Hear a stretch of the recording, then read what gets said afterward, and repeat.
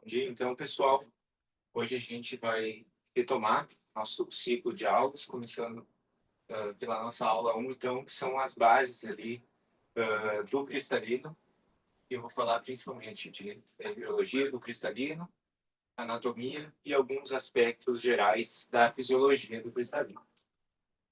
Aqui vai ser como está estruturada a aula, né? Primeira parte em biologia, alguns aspectos gerais do cristalino, anatomia e sintopia, relação com outras estruturas vitríneas, e a fisiologia, ressaltando principalmente o metabolismo do cristalino e o mecanismo de acomodação.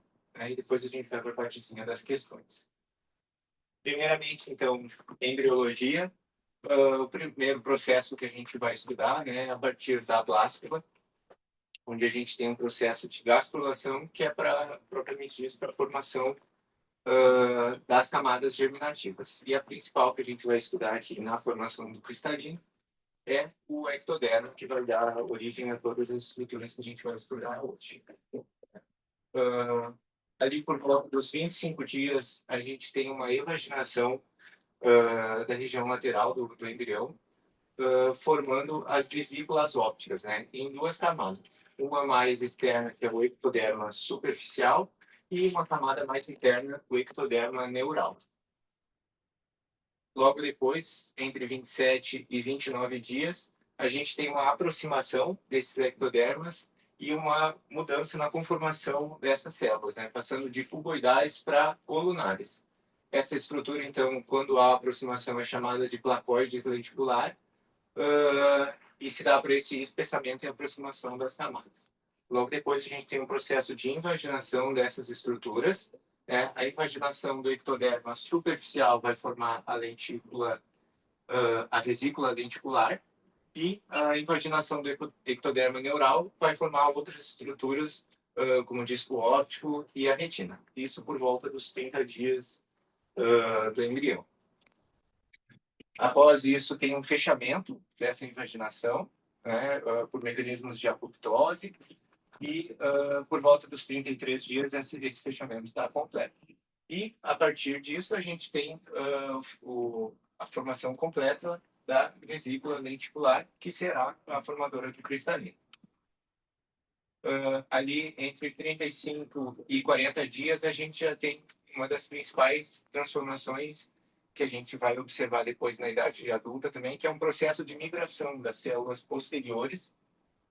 Essas células epiteliais posteriores vão sofrer um prolongamento em direção anterior, que vai formar um núcleo desse cristalino, vai formar um núcleo do cristalino. Então, é um processo de alongamento das células, essas células vão perdendo os núcleos e as organelas por mecanismos de degeneração intracelular, e é um dos principais mecanismos também que confere ao cristalino a qualidade de transparência dele. Então, essa degradação de organelas e de estruturas intracelulares contribui para esse processo de transparência, né? E aqui a gente começa a formar o núcleo embrionário do cristalino. Aqui algumas outras ilustrações aqui em histologia também mostrando esse processo de migração das células epiteliais, agora formando fibras, essa conformação. Isso por volta de 44 dias. Aqui a imagem também, tanto essa aqui como a outra, mostra a chamada túnica vasculosa lentes. A gente vai ver depois que o cristalino é uma estrutura avascular, mas no período embrionário ela tem um plexo arterial e venoso próprio para a nutrição e crescimento desse cristalino. Detalhe importante também é que o cristalino, mesmo na idade adulta, ele é uma estrutura em processo contínuo de crescimento.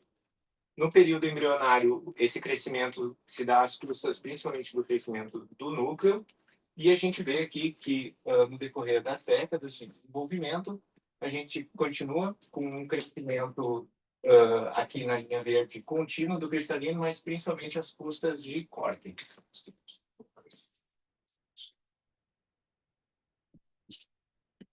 Tudo bem aí, Laura? Tá ouvindo o som Sim. dele agora? Sim, eu tô ouvindo desde o início, tá tudo certo. Tá. A última coisa que ele falou foi a palavra córtex. Isso. Depois, essa túnica vasculosa lentes, ela vai se degradando e degenerando, tornando o cristalino ali uma estrutura avascular que vai ser nutrida por outros mecanismos que a gente vai falar mais à frente. Aqui também detalhando um pouco mais ali daquela questão. Então, é um ramo da artéria oftálmica com o ramo da artéria hialoide que forma essa túnica vasculosa lentes. E a partir já do segundo trimestre de gestação, a gente já tem uma regressão dessas estruturas.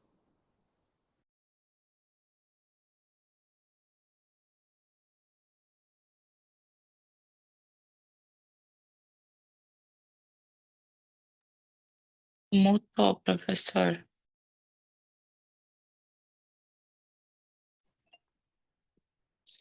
Pronto.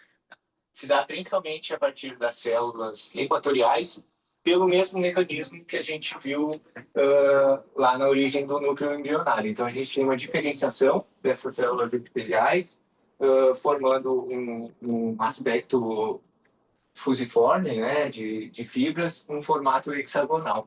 E elas vão perdendo seus núcleos e organelas e se arranjando de uma forma aposicional, né? Então, sempre as fibras novas mais periféricas do cristalino.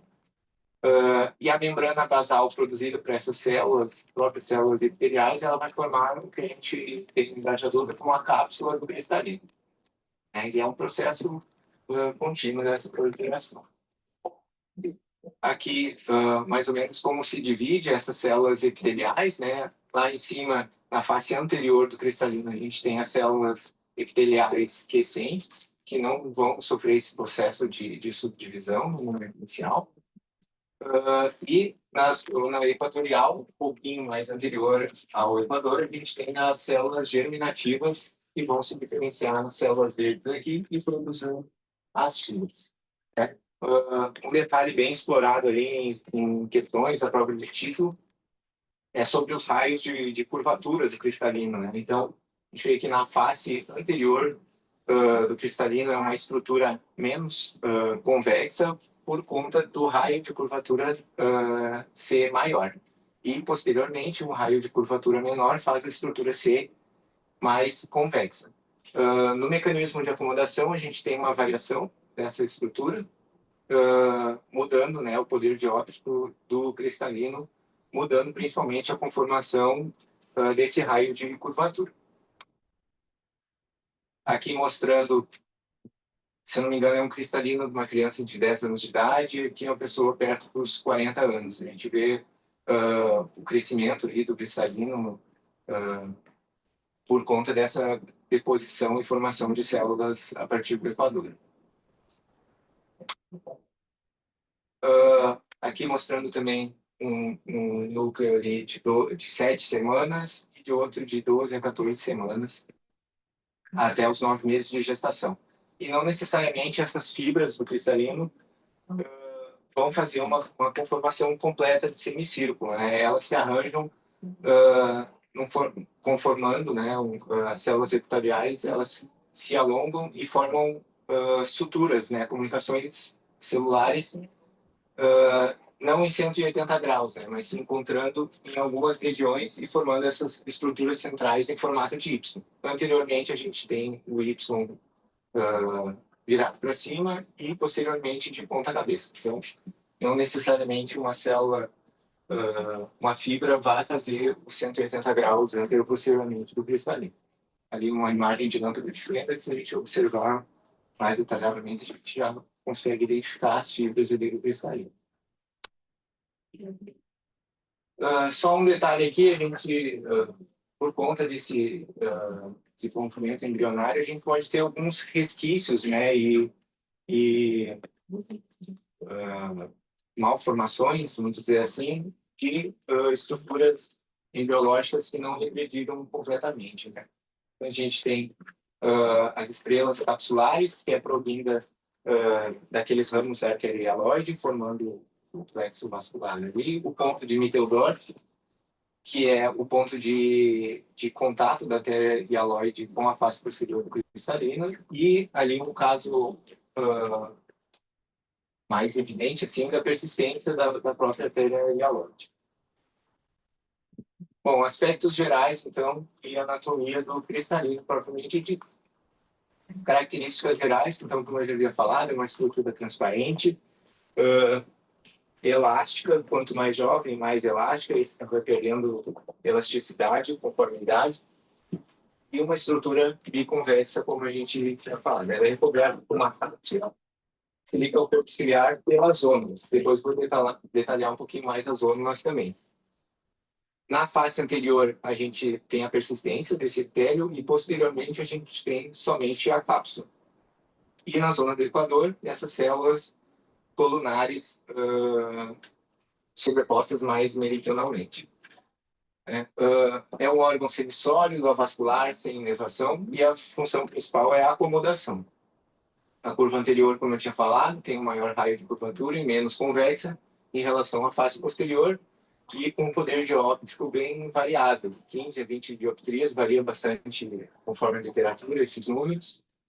Diâmetro equatorial de 9 milímetros, isso vai ser importante nas medidas, principalmente de cápsula-rhexis. Índice de refração também em torno de 1,42, algumas fontes falam desse índice abaixo de 1,40 também. A distância cristalino-córnea de 3,6 milímetros e o diâmetro axial anterior-posterior de 4 a 5 milímetros. Também vai variar conforme a idade. E ele é um órgão suspenso pelas ônulas ciliares. Anatomia, então, e sintopia. Relações anatômicas, então, onde que o cristalino está inserido? Ele é posterior à íris e à abertura pupilar, anterior ao vítreo e alojado na fossa patelar, que é como se fosse uma depressão central ali da hialoide anterior. Ele forma a parede posterior da câmara posterior, é um órgão suspenso pelos ligamentos, pelas ônulas de Zinn, e está anterior ao vítreo. Aqui algumas estruturas que recebem alguns nomes especiais, né? Então, a fossa patelar com a face posterior do cristalino, ela forma esse espaço virtual, né? Que é o espaço de Berger ou Berger, e ele é delimitado pelo ligamento de Viger, que é um ligamento circular, né? Que faz 180 graus nessa fossa patelar. A gente tem ainda alguns espaços delimitados pelas próprias ônulas, né? Então, o espaço retrozonular, também chamado espaço de Petit, tá entre as fibras zonulares posteriores, então ali abaixo do verde mais inferior, e ele tem como delimitações essas ônulas posteriores e a membrana hialoide anterior do vítreo. A gente tem ainda o canal de Hanover, que é localizado entre as fibras onulares anteriores e posteriores. A gente ainda tem, como eu vou mostrar ali, diversas outras fibras, não só ligando o corpo ciliar, os processos ciliares ao cristalino, mas também nas próprias paredes internas ali do globo ocular. Vou mostrar daqui. Então, a gente tem fibras saindo tanto da ora serrata quanto dos processos ciliares se inserindo no cristalino e também na pars plana, né? Então, todas essas ônulas têm funções específicas ali no processo de acomodação, porque não é só o cristalino que sofre a ação dessas ônulas no processo de acomodação, mas também a hialoide e a pars plana. Quanto à cápsula do cristalino, então, é aquela estrutura secretada pelas células epiteliais, formando uma membrana basal. Ela tem diferentes espessuras, né? Então, anteriormente, ela tem 14 micrômetros, e posterior é a face mais delgada dessa cápsula, de 4 micrômetros, e não tem aquele epitélio revestindo ela. Formação principalmente por colágeno tipo 4, de glicoaminoglicanos, e atua como uma membrana semipermeável, já que essa estrutura não tem vascularização. Ela vai fazer esse equilíbrio hidroeletrolítico, principalmente com o humor aquoso.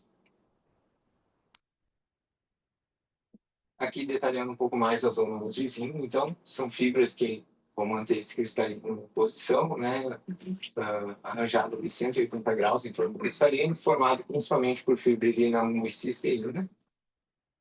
E ela se origina da membrana basal do epitélio não pigmentado da parte explicada.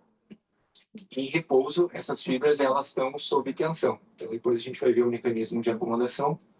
Tem algumas coisas meio contraintuitivas ali, mas o que a gente precisa saber, em primeiro momento, é que em repouso essas fibras estão sob tensão, deixando o cristalino de uma forma mais achatada anterior-posteriormente.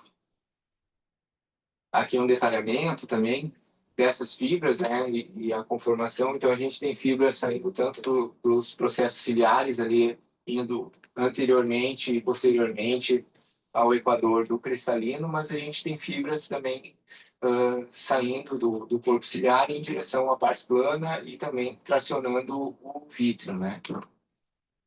Aqui algumas subdivisões, né, zonulares. Então, a gente tem pares orbiculares, aquelas zonas anteriores e posteriores, equatoriais. Então, é uma série de origens e inserções diferentes das zônulas de zinco.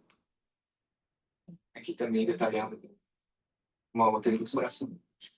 O cristalino, ele, então, como a gente já tinha visto um pouco, ele é formado por diversas camadas, né? O núcleo representa em torno de 80% a 85% do volume do cristalino e ele é formado nos primeiros anos ali, né? O núcleo embrionário nos primeiros 1 a 3 meses de gestação e depois até a puberdade a gente tem uma formação ainda na fase adulta e o córtex, que são as fibras recém-formadas no processo embrionário. E isso é importante porque a gente tem alguns processos que a gente vai ver mais para frente ali na abordagem cirúrgica, principalmente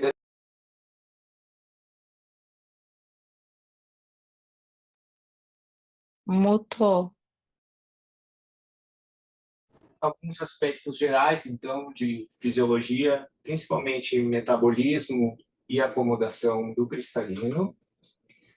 O metabolismo se dá, em sua grande parte, por glicólise anaeróbica, principalmente porque ela não tem aquela estrutura de vascularização, né? Então, esse é o metabolismo predominante nas fibras do cristalino, né? Elas são anucleadas, têm poucas organelas, então o metabolismo possível para elas é esse mecanismo. E como metabólito final desse ciclo é a molécula de lactato, que ela é eliminada para o humor aquoso. Então, também isso é questão de prova recorrente de composição ali do humor aquoso, uma concentração grande de lactato, né? A via aeróbica se dá principalmente ali aquele mecanismo do ciclo de Krebs, interno a mitocôndrias, e isso vai acontecer principalmente no epitélio, que são as células que preservam essas organelas. A gente tem ainda uma via menos frequente, que é a via das pentosas, sorbitol, e se dá principalmente por conta de uma enzima, aldose resultase, mas acontece só em situações especiais, principalmente em cenários de estresse oxidativo mais alto, né? O epitélio anterior é uma estrutura bem importante nesse processo de metabolismo, porque ela vai fazer essa interface entre as camadas mais internas do cristalino e o humor aquoso, né? Então, ela tem diversas bombas de sódio e potássio, canais de cálcio que fazem esse equilíbrio tanto da água quanto de eletrólitos, nutrientes e metabólitos dos processos celulares internos do cristalino. Ela atua, então, como um equilíbrio osmótico, e esse equilíbrio osmótico é um fator importante para o cristalino manter a qualidade ali da transparência, né? Com uma estrutura com pouca quantidade ali de difração e dispersão luminosa ali. Alguns fatores ali que a gente vai ver nas aulas seguintes que são responsáveis pela formação da catarata. Então, a idade, muito por conta do acúmulo de dano oxidativo nessas células, exposição à radiação ultravioleta, que também pode ser um mecanismo de dano celular. O diabetes, né? E por conta do acúmulo da ativação mais constante daquela via do sorbitol, desnutrição por principalmente déficit de antioxidantes para regulação do metabolismo celular e propriamente mutações ali das proteínas e enzimas do cristalino. Aqui na segunda parte, então, da fisiologia, a gente vai ver um pouco como funciona o processo de acomodação. Então, o objeto no infinito, com o cristalino relaxado, ele vai ter no olho emétrope, ele vai ter um foco preciso na retina, né? E conforme esse objeto vai se aproximando do infinito para próximo do olho, essa refração com o cristalino achatado não é capaz de convergir os raios para a retina. E o que faz o cristalino? Então, ele muda o poder de óptico por meio desse processo de acomodação para trazer a imagem do objeto para frente novamente. Então, esse processo de acomodação envolve 3 estruturas principais, que é o cristalino, as ondas de Zinn e o músculo ciliar. Então, para objetos distantes, com o cristalino relaxado, com o relaxamento da acomodação, o músculo ciliar está relaxado e as ônulas estão tensas, né? Então esticadas. E o cristalino está achatado. É uma estrutura menos convergente e o foco é o ajustado para o infinito ou para longe. E para ver objetos próximos, então, a gente tem uma contração desse músculo ciliar, principalmente comandado pelo nervo oculomotor, terceiro par craniano. Conforme esse músculo vai contraindo, ele se aproxima do cristalino e essas ônulas vão ficar mais frouxas, elas perdem a tensão. E o cristalino, dessa forma, se torna mais esférico, né? A gente tem um aumento da espessura antero-posterior. A gente, junto a isso, tem um deslocamento anterior do cristalino, né, em direção à câmara anterior, permitindo que aumentando o poder de óptica ali do cristalino. Né? Aqui também uma ilustração mostrando, então, aqui o músculo ciliar relaxado, com a contração ele se aproxima do cristalino e afrouxa as ônulas de Zinn, permitindo que o cristalino aumente seu ângulo antero-posterior. E o controle neural se dá principalmente pela via parasimpática, né, do núcleo de Edinger-Westphal, né, nervo oculomotor. E o estímulo oculomotor ele é disparado principalmente por esse borramento visual causado por objetos próximos ao olho. Aqui mostrando um cristalino em acomodação. Ele vai mudar principalmente a curvatura anterior do cristalino, que diminui o seu raio de curvatura, e ele não é uniforme em toda a face anterior do cristalino, né? Ele adquire uma conformação como se fosse mais bicuda no centro, principalmente. Né?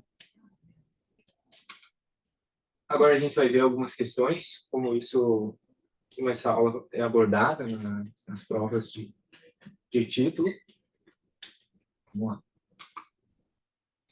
Sobre o epitélio do cristalino, é correto afirmar. Letra A é formado por células achatadas e alongadas, com citoesqueleto, citoplasma escasso, forte adesão intercelular e que recobrem externamente a cápsula do cristalino. Letra B é uma monocamada de células pavimentosas que formam a cápsula do cristalino. Letra C está localizada imediatamente sob a cápsula anterior do cristalino, em uma monocamada de células cuboidais. Ou letra D, inexiste na idade adulta, pois suas células se alongam e formam as fibras cristalinianas. Bom, a letra A ali, a gente está falando especificamente do epitélio, né? Então, ele troca ali epitélio com fibras, né? Falando que são células achatadas e alongadas, essas são as fibras do cristalino, não o epitélio. Na letra B, ele fala de células pavimentosas e que formam a cápsula é outra estrutura, e a letra C é a alternativa correta, e a letra D fala que inexiste na idade adulta, o epitélio continua existindo na face anterior do cristalino na idade adulta. Questão 2. Sobre a embriologia do cristalino. É correto afirmar, letra A, uma vez que o núcleo embrionário está formado, as atividades mitóticas das fibras das regiões pré-equatorial e equatorial é interrompida. Letra B, o cristalino desenvolve-se a partir do 4º mês de gestação. Letra C, o cristalino é derivado do ectodermo de superfície. E letra D, inicialmente o cristalino é esférico e aplana-se somente após o nascimento. Isso aí, letra C. Letra A, o cristalino ele é uma estrutura com crescimento constante, então não tem interrupção do metabolismo do cristalino e do crescimento. A gente vê ali que logo no 1º mês começa o desenvolvimento e na letra D ele não necessariamente é esférico, né? Em nenhum momento foi citado isso, a gente não tem uma conformação necessariamente esférica ali no início do desenvolvimento. Breno, não Questão sei se tu vai 3. falar alguma outra questão depois sobre a parte do ectodermo de superfície, mas é uma coisa que cai muito na prova do CBO, principalmente com a correlação da origem da pele e do cristalino, que ambas são originadas do ectodermo de superfície, por isso que tem muitas doenças atópicas que acabam cursando com catarata. Essa é uma das principais causas e motivos que caem tanto e eles cobram tanto essa parte de ectodermo de superfície, dessa correlação entre doenças de pele e doenças do cristalino, que ambas têm a mesma origem. Não sei se tem mais alguma questão sobre isso. Não. Então é isso aí. Legal. Questão 3, com relação ao raio de curvatura anterior do cristalino, assinale a alternativa correta. Letra A, aumenta com a acomodação. Letra B, aumenta com o envelhecimento. Letra C, é maior que o raio de curvatura posterior. E letra D, mede de 2 a 4 milímetros por metro de jovem. Então, é aquela imagem lá no início da aula que eu tinha mostrado, né? O raio de curvatura posterior do cristalino, ele é um pouco menor, né? Formando uma estrutura mais convexa do que a face anterior do cristalino. E o raio de curvatura, ele diminui com a acomodação, né? Nos últimos slides. Questão 4, sobre o cristalino, é correto afirmar. Letra A, a cápsula anterior do cristalino age como uma membrana impermeável entre o cristalino e o humor aquoso. Letra B, durante a acomodação, a coróide sofre tração no sentido anterior. Letra C, durante a acomodação, há relaxamento do músculo ciliar e consequente contração da zona. E letra D, o aparecimento da miopia secundária catarata nuclear deve-se à redução da curvatura do córtex externo do cristalino.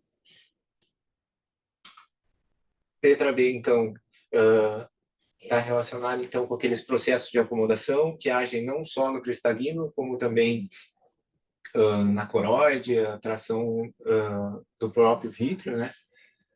É uma membrana permeável, porque ela é a principal responsável pelas trocas metabólicas ali na idade adulta.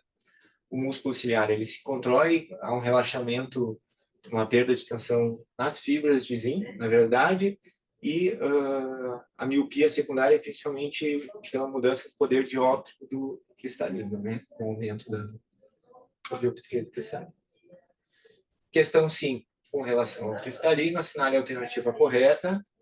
Letra A, embora seu volume aumente com a idade, seu peso mantém-se constante. Letra B, a proteólise de suas fibras é o principal mecanismo de crescimento celular. Letra C, a síntese de suas proteínas processa-se durante a diferenciação da célula em fibra. E letra D, sua síntese proteica é contínua ao longo da vida, mantendo plasticidade e elasticidade saudáveis da infância ao envelhecimento. Processo, a alternativa correta, então, é sobre aquele processo contínuo, diferenciação das células se tornando fibras, né? O peso do cristalino muda, o principal mecanismo de crescimento das fibras é, na verdade, a síntese proteica, formando fibras ali interna nessas células. Ela vai perder, na verdade, organelas e núcleo, principalmente, e é uma estrutura que ela vai perdendo plasticidade no decorrer da vida. Né? Última questão, questão 6, em relação à histologia do cristalino, assinale a alternativa correta. Letra A, o cristalino adulto possui uma camada única de células epiteliais cuboides que se estendem da cápsula anterior até as adjacências do espaço de Berger. Letra B, a zona germinativa é considerada a região onde ocorre maior número de mitoses e está situada posterior ao equador. Letra C, as fibras maduras possuem forma hexagonal, a secção transversa. As fibras mais novas são dispostas mais internamente quando comparadas às fibras antigas. E letra D, o arco de lente é formado pelos núcleos das células epiteliais que se alongam e se diferenciam em fibras maduras no equador. Que é exatamente o que a gente havia falado ali na célula, né? Na letra A, as células epiteliais elas não se estendem posteriormente, né? Elas vão só até no equador. O espaço de Berger é aquela estrutura bem posterior, na fossa epitelar. A zona germinativa está anterior ao equador, na letra B. E as fibras mais novas elas estão mais exteriores da cristalina, né? Inverte, ele fala que elas estão mais internamente, mais externo. E é isso. Muito bem. Muito boa aula. Eu acho que deu para perceber que, como todos os temas, né, o assunto sempre é vasto. O início do estudo vocês já têm. Eu acho que vale a pena vocês continuarem estudando. Eu não tinha essa percepção assim a parte teórica dessa aula, como né, a gente faz mais a parte prática do dia a dia, como médico, como cirurgião. Eu não tinha essa percepção de que vocês vão ter que estudar bastante essa parte, né? Cai bastante, tem que ter um conceito teórico bem fundamentado, mas vocês são ótimos estudantes, vão continuar indo bem. Ó, o doutor Ricardo, gostaria de falar alguma coisa? Bem-vindo, doutor Ricardo. Foi ótimo sua presença aqui, doutora Daniela também. Eu acho que vamos seguir, né, nas aulas. Cada semana a gente tem um tema, né? Quer falar alguma coisa, Ricardo? Acho que ele está digitando no chat ou ele está tentando desbloquear o Tá no microfone. É chat. embaixo, professor. Exatamente. Tava tentando desbloquear. Só o dedo aparecendo. Sim, não, agora foi. Muito boa aula. Eu acho que a gente pode tentar dar uma melhorada no microfone. Que Tá. o meu... Eu tava no volume do microfone no máximo. Para próxima, mas a aula foi fantástica. Parabéns por tudo aí. Ah, que bom. A joia, eles são bons, né?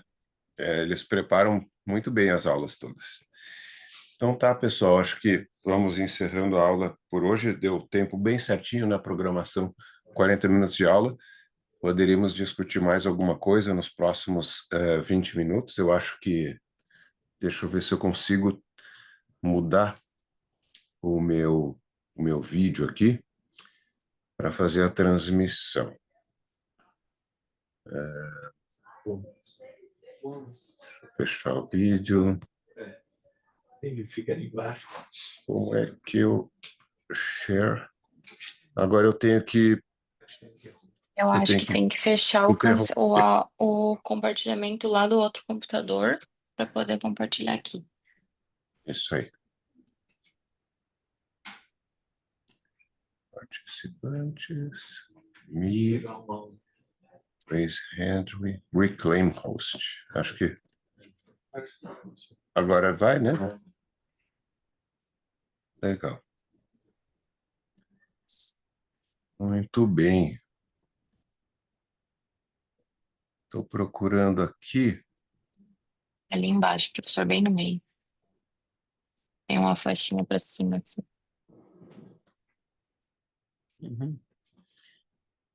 Ah, não, peraí. Eu vou compartilhar minha tela aqui.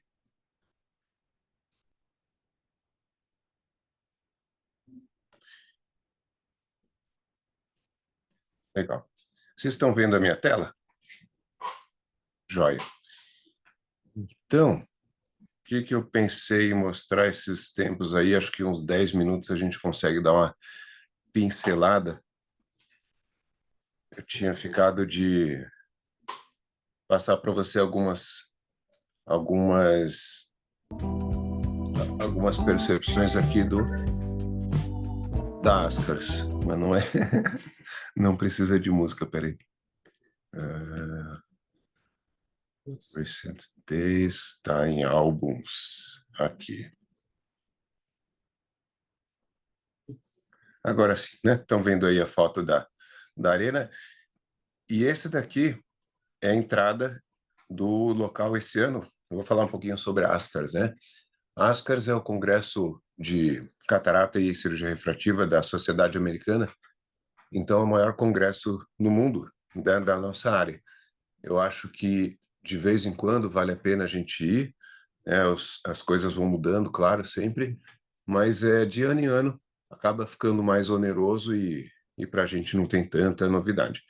Mas aqui é só para mostrar como é que é lá dentro, né? O local ao redor. Nos Estados Unidos tinha essas telas que ficam do lado do local da apresentação. Ali é só a loja da Apple, que fica num teatro, né? Muito bonita essa loja aí, Los Angeles à noite. E aí já começou propriamente o congresso. O primeiro dia eles chamam de Glaucoma Day, né? Você tem o dia da refrativa, o pré-congresso da refrativa ou do glaucoma. Então eu escolhi fazer de glaucoma.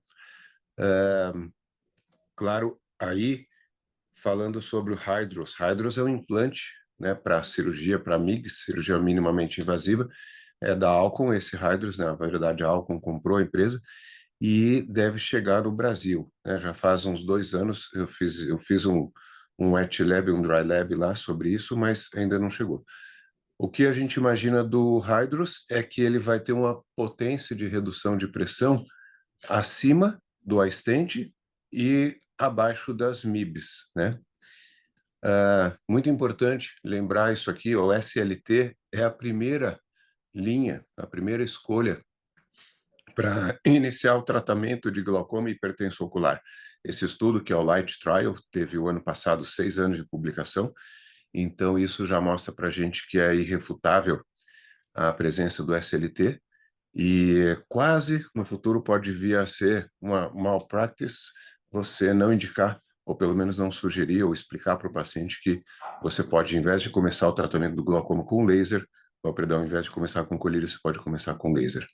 Né, aqui os resultados, uma hora a gente pode falar sobre o Light Trial, mas basicamente 70% dos pacientes ficam livres dos colírios. Aí também existe uma pressão da indústria sobre o SLT, porque faz uns anos uma empresa chamada Belkin, ela inventou um aparelho que é o DSLT, que é o SLT sem precisar da lente, e mais rápido, e faz em 1,5 segundos. A Alcon comprou essa empresa e agora já está sendo utilizado nos Estados Unidos. Depois também podemos falar mais sobre isso. Aí, estudos, né, de pacientes livres de medicação. Isso daqui também é outra coisa que está muito em moda, já faz alguns anos, que é os implantes de liberação de medicação, tanto a brimatoprosta, né, como a travoprosta, que podem ser liberados você colocando dentro do olho. Então, não sei se isso é uma vantagem ou não, né? Uma da Allergan, que agora é AbbVie, e outro é da Glaukos, né, que é o I12. Aqui é o DSLT, né, que é o Direct Selective Laser Trabeculoplasty, que esse é o aparelho, né, vocês veem que o paciente pode fazer na maioria das vezes de pé, coloca só um blefarostato no olho e em 1,5 segundos você vai ter o tratamento de SLT feito. Imediatamente, assim, na hora do laser diz que ele dói um pouquinho, mas é 1,5 segundos, né? O nosso SLT tradicional, leva aí, sei lá, 5 minutos por olho, não é muita coisa. Isso daqui é eu já vi em 2 apresentações esse slide mostrando como é que fica a superfície ocular desse paciente em específico e ele tratado com SLT. É incrível a melhora do olho, da superfície ocular, claro, e da pálpebra mesmo.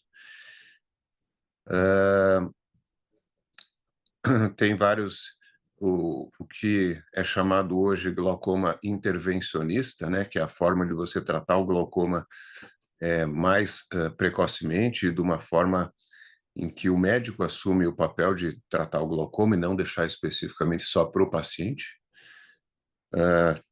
Aqui uma apresentação que a gente deve entender sobre um pouco de anatomia para poder entender o OCT, não só você seguir o gráfico de cores, mas você saber porque eventualmente uma membrana pode alterar a espessura ou eventualmente um descolamento do vítreo posterior também pode mudar a espessura e a gente achar que está ocorrendo uma progressão ou um edema e não está.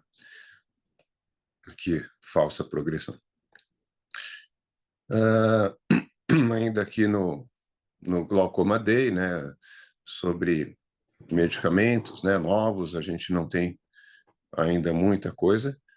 E isso daqui o tratamento do Demodex, também estava, né, falando de superfície ocular, estava bastante sendo comentado, porque existe essa solução para tratar a blefarite, parece ser uma coisa boa, e o que estava fora de moda, que caiu em desuso um pouco, foi aqueles dispositivos para tratamento de meibomite e blefarite. Acho que aquilo ali não funciona tanto, até a Alcon descontinuou o que eles tinham para tratar, e não sei se vai seguir ou não, talvez para casos específicos, sim.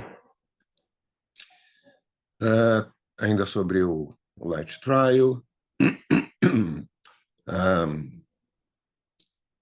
existe também uma linha de tratamento cirúrgico do glaucoma que vai utilizar o excimer laser ou o femtolaser para criar um espaço, né, e de drenagem. Então, esse daí é utilizando o excimer laser. Como ele é feito, na verdade, ele vai fazer 10 buracos, né, 10 microcanais para facilitar o escoamento do líquido. Quando eu comecei a ver sobre o SLT, eu imaginava que o SLT fazia alguma coisa assim, que ele fazia um buraquinho ali no trabéculo e, com isso, facilitava a passagem, mas não é isso. O SLT ele vai estimular uma reação inflamatória com migração de macrófagos e estimular a função normal da malha trabecular. E esse não, esse daí vai fazer realmente esses canais. Que mais? Deixa eu ver. Tá. Aqui é como é feito esse laser.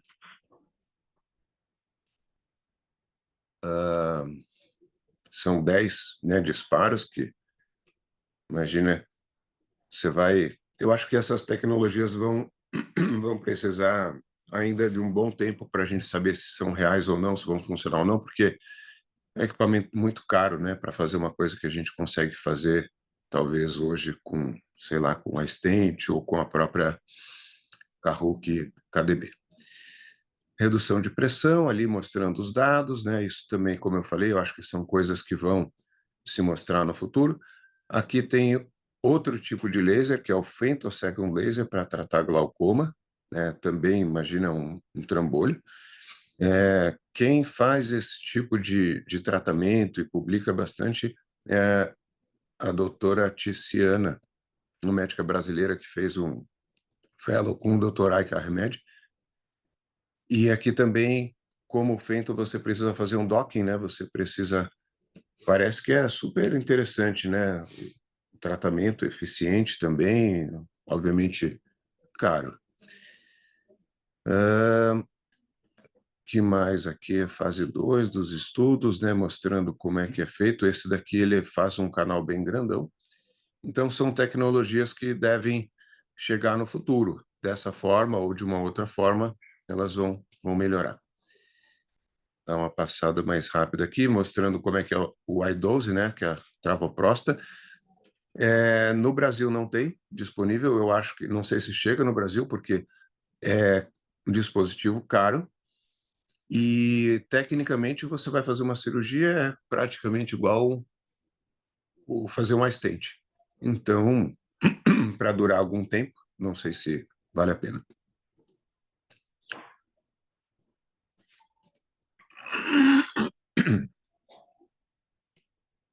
Essa daqui foi uma apresentação da Glaucus, né, sobre com o Dr. Ike Armed, falando sobre essa questão do glaucoma intervencionista, a forma que você pode ver os consensos de tratamento, né, de glaucoma leve, moderado, severo ou hipertensão ocular.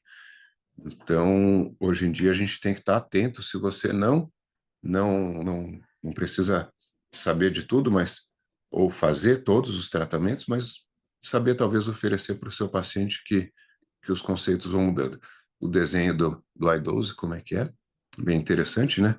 Mas ele é bem maior do que um stent e vai ser... É como um piercing, né? Vai ser colocado ali na malha trabecular. Ele não vai furar a malha trabecular para passagem do líquido, diferente do stent, mas simplesmente ele vai ficar pinçado ali para permitir. Aí é o procedimento cirúrgico do... Não está passando do I12, como é que é, mas tecnicamente não muda muito. Aqui eu tirei a foto desse colega. Esse é um cirurgião bem conhecido nos Estados Unidos, cirurgião de catarata. Ele começou também a fazer cirurgia de glaucoma. Ele tem bastante empolgado, né, assim como a gente. Então, eu vejo como a tendência das especialidades migrarem, assim como a cirurgia de catarata refrativa hoje são praticamente uma só. E a cirurgia do glaucoma vai ter que entrar mais ou menos no mesmo caminho. Ou o cirurgião de catarata fazendo algo do glaucoma e o que ele não fizer encaminhar para um colega mais especialista, ou o contrário, né? O cirurgião de glaucoma também se especializar em uma cirurgia de catarata mais refinada, e com lentes, ou pelo menos entendendo dessas tecnologias. Que mais que foi aqui? O enorme, né? O local, assim, a exposição. Eu acho que é uma experiência que o Unity, né, o stand da Alcon, esse é o aparelho que já chegou no Brasil, ele ainda não tem aprovação, não está sendo comercializado, mas ele vai substituir tanto o Constellation quanto o Centurion. O Unity é um Phaco e também vitrófago posterior. Standzinho da Glaucus, né, aqui mostrando como é que é esse aparelho.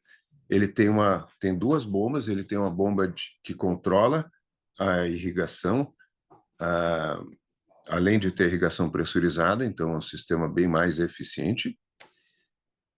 Então, a parte de cima, dentro do cassete, tem a bomba de irrigação, embaixo tem a bomba de aspiração, a caneta com Active Sentry também tem tudo isso. Aparelho, claro, bonito, caro, eficiente, um pouco melhor. Concorrente direto dele é o Veritas, que no Brasil já tem também o Veritas com a infusão ativa, que estava faltando. Odyssey, essa lente intraocular que nos Estados Unidos eles já têm, a gente não tem, uma lente da Johnson, uma lente trifocal. Né? A propaganda agora, os conceitos de lente intraocular, eles mudaram. A Sociedade Europeia de Catarata Refrativa criou uma nova classificação. Então, eles querem colocar as lentes antigamente chamadas de trifocais como uma full range of vision, né? Você vai ter as lentes para todas as distâncias, as lentes de visão intermediária. Aqui é só um simulador. Esse aqui as pinças, né? Acabei adquirindo uma dessas pinças aqui, mas só para a gente ter uma ideia, $341, né? Uma pinça de cápsula Hexas, mais as taxas e tal. O standzinho da Zimmer, aqui bem bonitas as apresentações. Aqui, acho que foi uma homenagem. E a Charles Kelman Lecture, né, que é eles fazem uma homenagem sobre uma explicação, escolhe um tema, é uma pessoa especial para falar sobre isso. e o tema foi a ruptura de cápsula posterior durante a hidrodissecção. Na última aula que nós tivemos com o Dr. Gabriel Bondari, ele falou exatamente sobre isso e aquele sinal, né? Outra coisa sobre a incisão, né, íris frouxa aqui à noite, os restaurantes, né? Fui nesse restaurante muito bom, passar rapidinho para vocês, né? Agora ninguém está com fome ainda. Stand das AIS, que eu fiquei impressionado da Glaucus, eu fiquei impressionado Clario Panoptix Pro. Essa vai brigar diretamente com a Odyssey, a nova trifocal. Eles tinham esse computador que você clicava e ele comparava a Odyssey com a Clarion. Então, aqui nesse gráfico mostrando as classificações, né? Nos Estados Unidos tudo dinheiro e, né, vendas, eles são muito bons vendedores. Isso é legal. Essa Light Adjustable Lens é uma lente ajustável. Então, esse daqui é o aparelho. É uma lente de 3 peças de silicone, já está sendo comercializada nos Estados Unidos, antes disso na Europa. Então, o que acontece? Você implanta a lente e ela consegue corrigir pequenas ametropias no pós-operatório. Então, ele usa esse laser, tá? E só tem os detalhes, né? Você faz a cirurgia, espera a estabilização da refração, 1 semana, 15 dias, ou quanto tempo você quiser, e depois disso é que você vai poder fazer o laser. Então, nesse período, o paciente tem que evitar a radiação ultravioleta, porque a lente está, né, não tá, ela está, digamos, aberta, né? Depois que você fizer o tratamento, você vai ver se ficou correta a refração e você trava esse tratamento. Então, isso pode ser feito uma vez só, mas é bem interessante.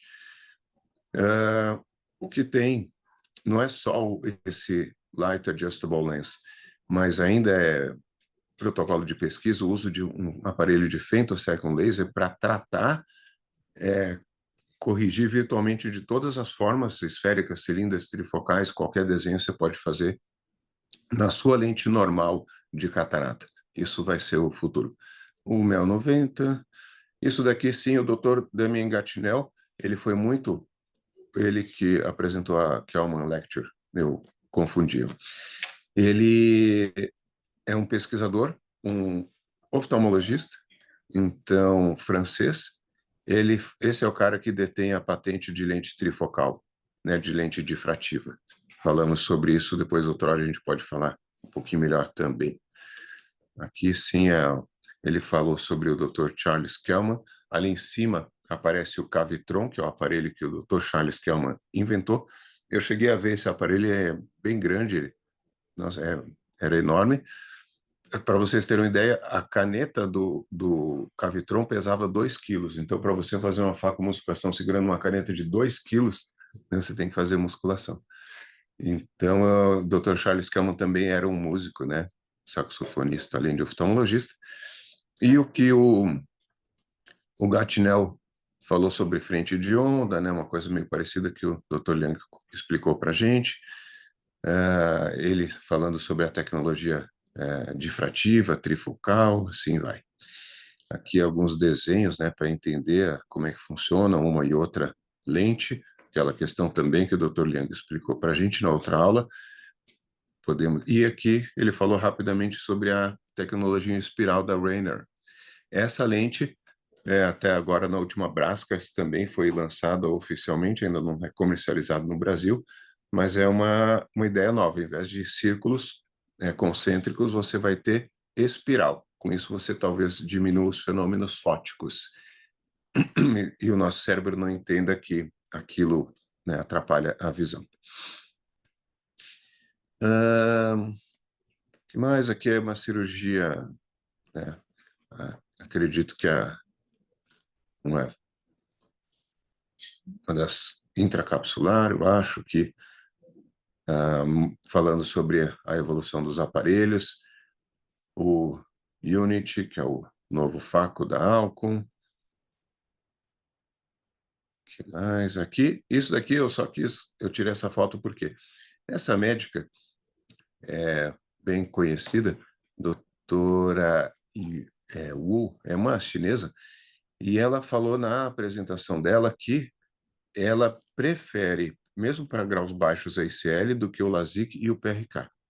É controverso isso, né? Claro, ela é um speaker da empresa, mas a Evo ICL agora já no Brasil já tem para ametropias mais baixas, então acho que vale a pena a gente também olhar com mais atenção. Na Brascas agora foi lançado no Brasil mais dois tipos de lentes fásicas de câmara anterior, a da Medfacus e tem a da Vertec já há mais tempo. E que mais é essa médica aqui, a doutora Yu. Que propaganda, ou explicando sobre o 3D, né? Métodos de iluminação do microscópio 3D, que você não precisa obrigatoriamente corar a cápsula. Eu acho que, claro, tudo pode ajudar, né? A gente precisa enxergar para poder operar. Que mais? Bom, tem ainda muitas coisas, né? Essas daqui são sessões de papers, né? Às vezes vale a pena você pegar um assunto específico e assistir um paper. Só que o que eu acho ruim dos papers é que muitas vezes é uma coisa bem meio que mais acadêmica, assim, mas às vezes o médico que está falando lá, ele tem muito sotaque, fala rápido, você não entende o que ele fala em indiano, né? Ou de outras origens, assim. Mas tem que ter um pouco de calma e boa vontade para acompanhar a sessão de papers. Essa daqui, se não me engano, foi da doutora Tiziana Di Francesco, é o nome dela. E ela, junto do Dr. Ike, eles fizeram uma pesquisa desse dispositivo que ele é ajustável para glaucoma, chama Calibri. Você consegue implantar ele e depois, quantas vezes você quiser, você pode fazer com o laser, ele faz um ajuste da drenagem. Você abre ou fecha um desses canais. Achei super interessante, né? Ele ali no olho, que o Dr. Gatinel quis tirar uma foto comigo, tudo bem, na palestra dele. O conceito da Galaxy, né? Essa lente a gente vai ouvir falar bastante nos próximos meses. O que eu descobri é que essa não é uma lente para todas as distâncias, longe, intermediário e perto. Ela é mais comparável com a PureSee, que é uma excelente lente também, que é longe e intermediário. A única questão é um acrílico hidrofílico e deve ser lançado hidrofóbico em breve, ali mostrando MTF, curva de focos, comparação da Galaxy, bem legal. Isso aqui foi um evento também feito num teatro da Alcon, que foi o lançamento dessas tecnologias, que é o Unity, que é o Faco, a Clarion Panoptix Pro, que é a trifocal deles, o DSLT, que é o laser para glaucoma, que é o Voyager. Uma coisa que também eu falei com uma médica que eu jantei, ela falou que o Voyager, ele precisa de cartão, ou seja, você compra o aparelho, mas ele não é seu. Para fazer cada tratamento, você precisa pagar tantos dólares, então isso vai aumentar muito. Assim como o Wavelight Plus, que o Wavelight Plus é um aberrômetro que faz o cálculo, medidas do olho, para tratamento para cirurgia refrativa, para LASIK. E promessa é de 20/20 em 100% dos casos, nunca vi um laser assim, 20/15, sei lá, em 90% dos casos, 20/12,5 em, sei lá, 70% dos casos, a qualidade é excepcional, só que também você tem que ser LASIK e também você precisa pagar para... No Brasil já tem, acho que está chegando a R$1.500 para fazer o exame e para programar a cirurgia por paciente.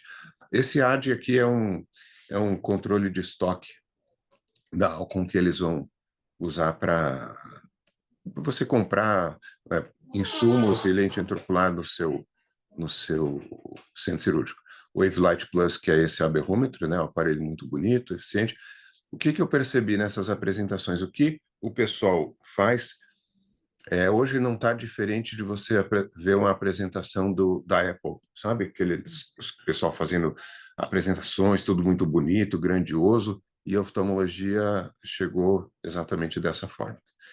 SLT, né? Então você tem ali, olha que bonito, né? As imagens sobre diminuição da divisão de luz, da Panoptix Pro. Depois acredito que ali é um vídeo. os roletes, isso aqui são os roletes do FACO.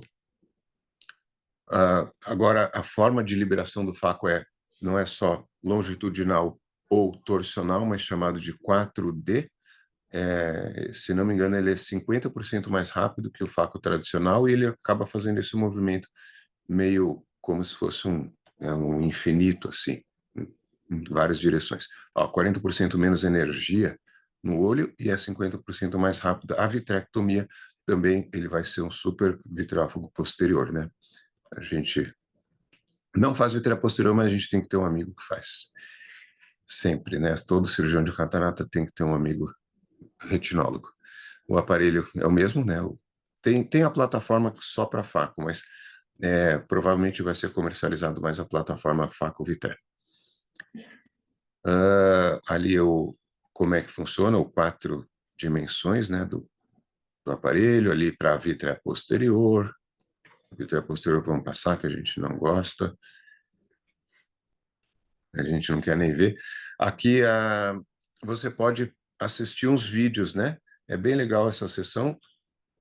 Você fica ali na frente do computador e vê coisas que você acha interessante.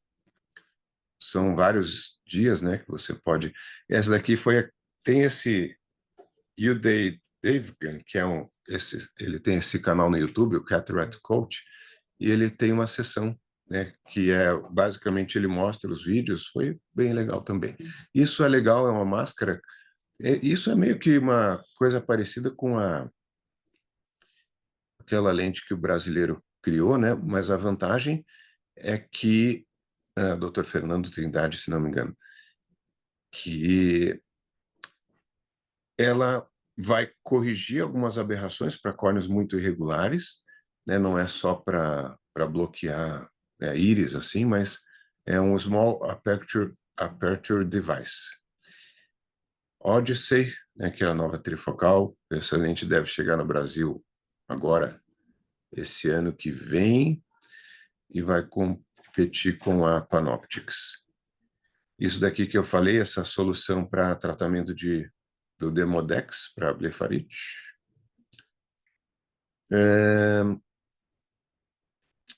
Aula sobre CL, né? Então, bom, acho que ainda tem muita coisa. Esse aqui é um paper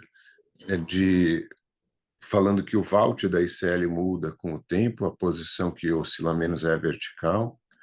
Aqui, para fazer a Mani, né? O pessoal às vezes usa esse marcador, essa colinha aqui para fazer a Mani. Eu acho que temos mais algumas fotos, mas deu para ter uma ideia, né, do que é o congresso. Né? Uma hora vale a pena, talvez, ir. No Brasil, infelizmente, com dólar muito caro, a gente não consegue fazer muitas viagens assim, mas uma hora que tiverem oportunidade.